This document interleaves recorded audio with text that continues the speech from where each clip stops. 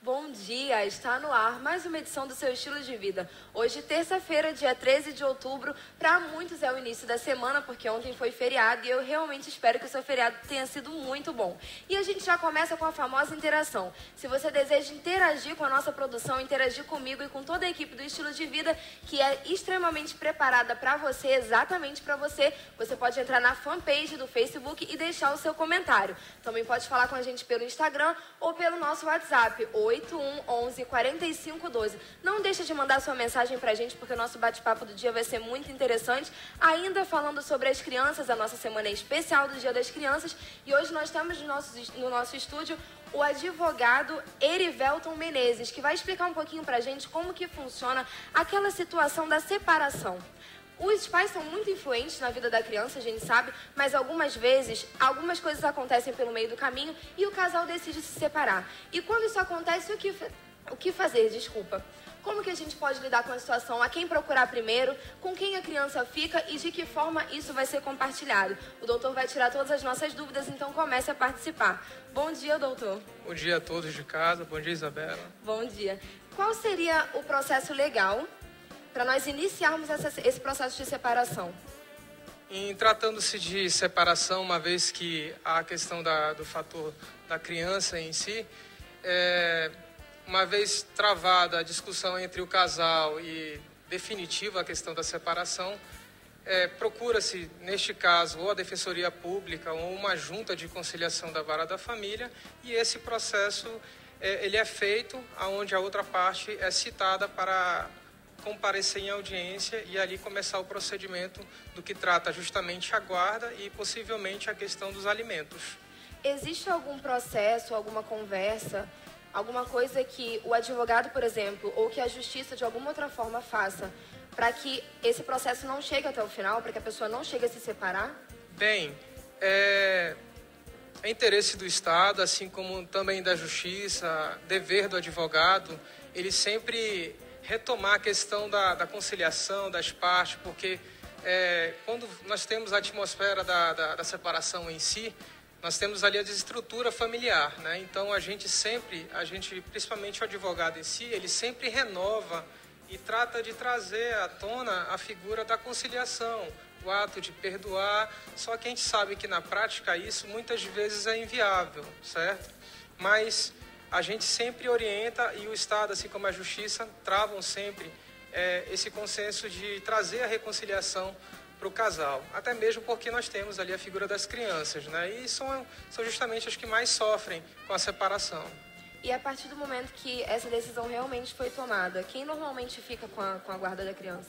Uma vez que esse processo ele começa a tramitar, as partes são chamadas, são ouvidas. Se nesse caso for necessário até a elaboração de estudo psicossocial, esse estudo ele será feito, ele visará justamente identificar com quem ficará a guarda da criança, certo? Ou com o pai ou com a mãe. E é comum hoje a gente ver nesse tipo de processo judicial a figura da guarda compartilhada, onde o pai e a mãe estão presentes durante o crescimento dessa criança. Inclusive, a gente pode até explicar para o público a diferença da guarda compartilhada e a exclusiva. Para a exclusiva, né? Exato. A exclusiva, nesse caso, pertence a um dos pais, com direito à visita bem restrita ao outro cônjuge, né? Porém, na guarda compartilhada, há uma tratativa, vamos dizer assim, uma negociação da visita com as crianças em si. E aí, no caso, a guarda exclusiva seria completamente de uma pessoa só? Sim, e seria... todas as decisões relacionadas a essa criança seria dessa pessoa? Sim, mais ou menos isso. Seria assim, na guarda compartilhada existe a figura da tratativa com o ex-companheiro, onde podem ser negociados as visitas, até aquela questão também do período de viagem com a criança. A finalidade da guarda compartilhada é justamente isso, manter um ambiente adequado e seguro, que é o interesse do bem-estar social da criança, justamente para que ela possa crescer e mitigar, ou melhor falando, atenuar esse fantasma que seria a separação. Era exatamente sobre isso que eu ia perguntar, a questão da viagem. A gente percebe que os casais eles têm um pouco de dificuldade nesses casos quando quer viajar, porque às vezes o pai não quer deixar, ou a mãe não quer deixar, ou até a questão do Natal e do Ano Novo também, que são datas específicas, Sim. comemorativas, todo mundo quer estar com a criança, né? E como a gente resolve essa situação? Bem, no caso de viagem, a figura da permissão do outro cônjuge para que ele possa sair do estado, né? E se sair, vamos supor, do país, há também a questão da autorização do outro pai.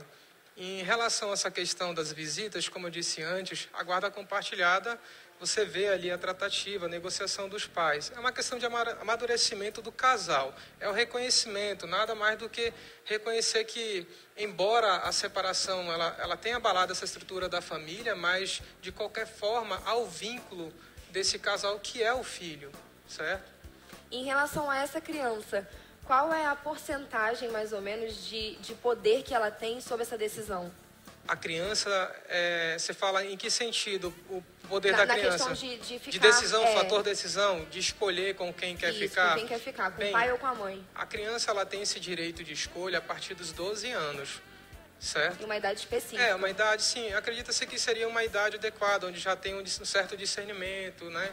Então, 12 anos seria a idade ideal. Mas aí, a opinião dela, o desejo dela seria o maior fator ou não? Sim, a opinião dela, ela tem um peso, a opinião dela, em relação à escolha de com quem quer ficar. É por isso que é feito, nesses casos, o levantamento de um estudo psicossocial, que é feito através da assistência social do núcleo jurídico da vara da família, ou então, mediante o requerimento de um dos cônjuges ao juiz. E a gente vê a importância que tem a assistência social, né? Sim, sim. De que forma funciona essa assistência social? Bem, no núcleo da vara da família, você já tem um acompanhamento desde o ingresso da ação, certo? Então, você já tem ali justamente por causa do fator da criança, né, dos filhos, né, que sofrem tanto esse impacto. E aí, no momento que você procura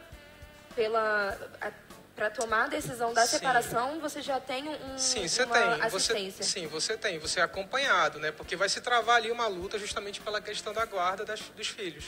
E aí seria o advogado, a assistente social? Sim, seriam os advogados, a assistente social. Quem mais que seria para compor esse Geralmente, no caso como esse, estão as partes que têm um interesse em separar, e nós temos o acompanhamento justamente da assistência social na figura do psicólogo, onde ele faz a avaliação do casal. Diretamente. Certo? Diretamente.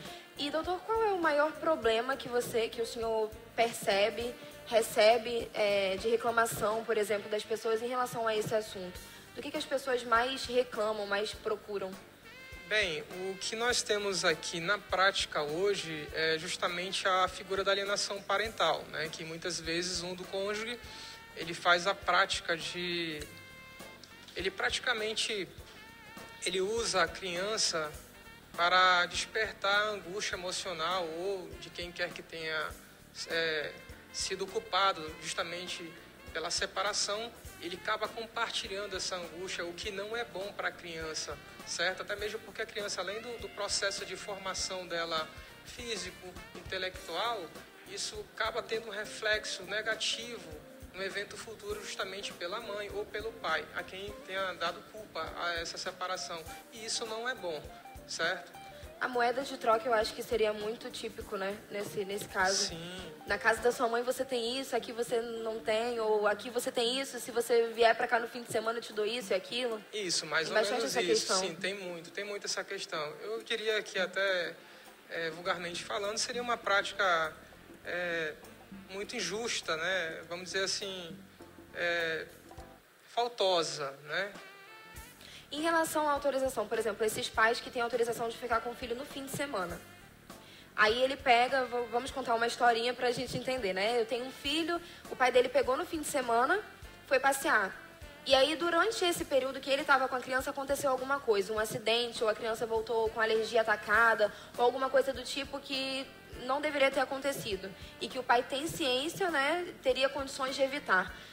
De quem é a responsabilidade nesse caso? Ambos os pais, no processo de separação, ainda mais quando se trata da guarda compartilhada em si, eles são corresponsáveis pela guarda dos seus filhos. Então, se ele está na constância do pai, há o dever de responsabilização do pai para com o filho. Então, o que se deve ter aqui é a consciência do homem médio prudente, evitar maiores problemas em relação a essa questão. E aí, mas essa guarda seria... esse direito dele ver a criança seria extinto? Não seria extinto. O direito da guarda, o direito da guarda em si, ele é princípio, ele é fundamental ao pai ou à mãe. No caso da exclusiva, vamos supor, se fosse o caso, que seria, no caso, a exceção. Hoje é a guarda compartilhada. Essa guarda compartilhada tem funcionado?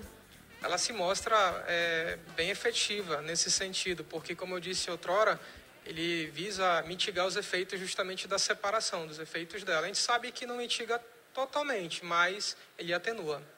Em relação, por exemplo, aos pais que conseguem um novo companheiro, que tem um novo companheiro, ou as mães que têm um novo companheiro, ou os pais que têm uma nova companheira, que poder esse companheiro tem sobre a criança? Existe alguma restrição judicial?